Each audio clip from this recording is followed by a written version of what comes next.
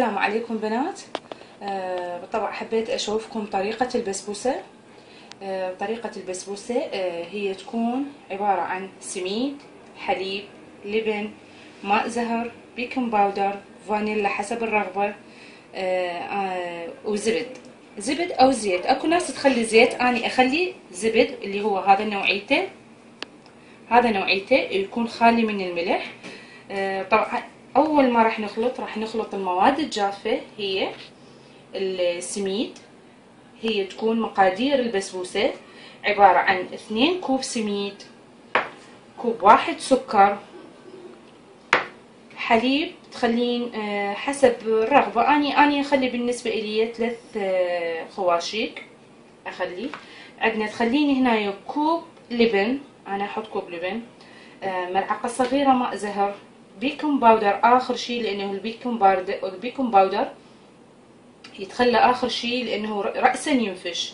فانيلا حسب الرغبة لانه هو يكون اصلا يسوي فليفر او طعم حلو بالبسبوسة. والزبد اكون مذوبة الزبد تقريبا 3/4 كوب. اول ما راح نخلط المواد هي اللي تكون جافة، العبارة عن سميد، سكر، حليب،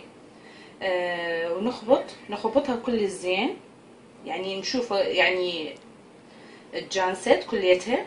اثناء ما خبطنا احنا المواد اللي حليب، سكر، سميد، نجيب كوب واحد من اللبن نخلطه وياهم، نخلطه زين بين ما يذوب السميد، لانه السميد بالاحرى هو يكون قاسي، فنذوبه احنا بالزبد وباللبن. انا مسويه العمليه قبل ما اسوي لكم، بس حبيت اشرح لكم. هي هذه اخلطها زين قبل ما اخليها. خلطناها زين، خلينا لها بالاخير شوي بيكنج باودر. هسه احنا راح نخلص من هاي. انا شنو اكون مجهزه؟ عندي الصينيه دهنتها اللي هذا قياسه، وعندي هنا تكون الشيره او السرب مال البسبوسه. هذا بالاخير نخليه. احنا هسه شنو راح نخلي البسبوسه بهالطريقه عادي. هسه بجوز تقولون هاي خفيفه البسبوسه، لا، بس هي عندنا السميد احنا ينفش. هاي احنا نزلناها. راح نساوي الصينيه نعدلها. ليش؟ لانه راح نخلي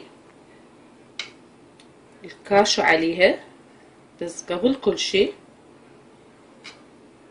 طبعا هذا يكون الفرن احنا خاليه قبل ما نسوي، خاطر يحمى. عندنا سكينه نقطعها بهذا الشكل.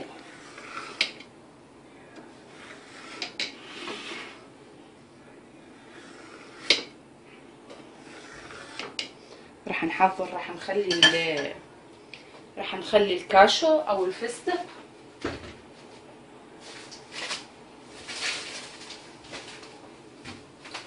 طبعا الكاشو يفضل ما يكون مملح، يكون بدون ملح احسن، او الفستق.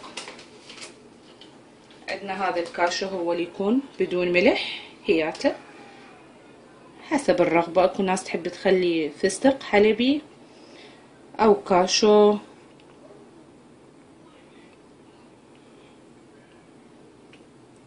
يعني لازم هيك تدخليها شوية لي جوا خاطر تبين عندك.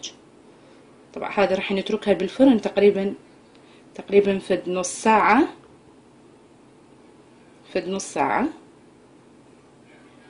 وتشوفيها انت تراقبيها ميزانك هو عينك خاطر لا تحترق، على درجة حرارة حسب انت الفرن مالتك درجة حرارته تكون مثلا فهرنهايت، او درجة الحرارة تكون مثلا 180 او 200. انا تقريبا اخليها على 300 درجة الحرارة. هسه هذه البسبوسة، صينية البسبوسة راح نخليها بالفرن، ننتظرها بين ما تستوي. شوفون شكلها النهائي. هذا الفرن يكون معلوق من جوا ومن فوق. ننتظرها تقريبا لمدة يعني 25 دقيقة 30 دقيقة. رجعنا لكم من جديد. احنا شوفنا لكم الجزء الاول. طبعا الطريقة كلها أنا شرحتها بالتفصيل. طبعا انتظرت بين ما جهزت عندي البسبوسة واستوت خلال تقريبا نص ساعة. طبعا هذا طلع شكلها النهائي.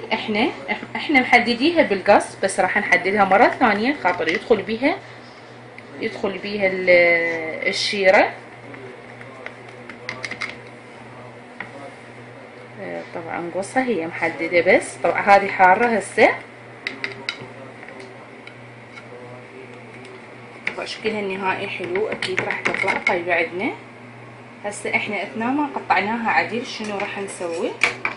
طبعا هي حارة هسه، احنا نريد نحط الشيرة هي وتكون حارة، ما تكون هي باردة. يعني اول ما طلعت من الفرن وقطعتها وعدلت شكلها راح اسكب عليها الشيرة، هي تكون يعني ما اسويها كلش حلوة، اشوف على حسب نظري اني. يعني هي شكلها يكون متشبع، يعني تقريبا هذا طلع شكلها نهائي.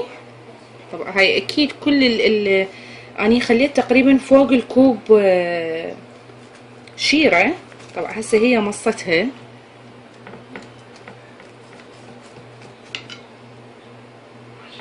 اكيد طيبة بالطبع. هاي لما تكون باردة تبرد، تنتظروها تبرد ما تنأكل هي وحارة.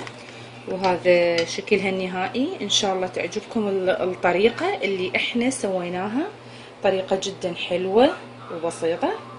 وشكلها لازم يكون هيك شكل، يعني يكون براون او جوزي طوخ يكون شكلها.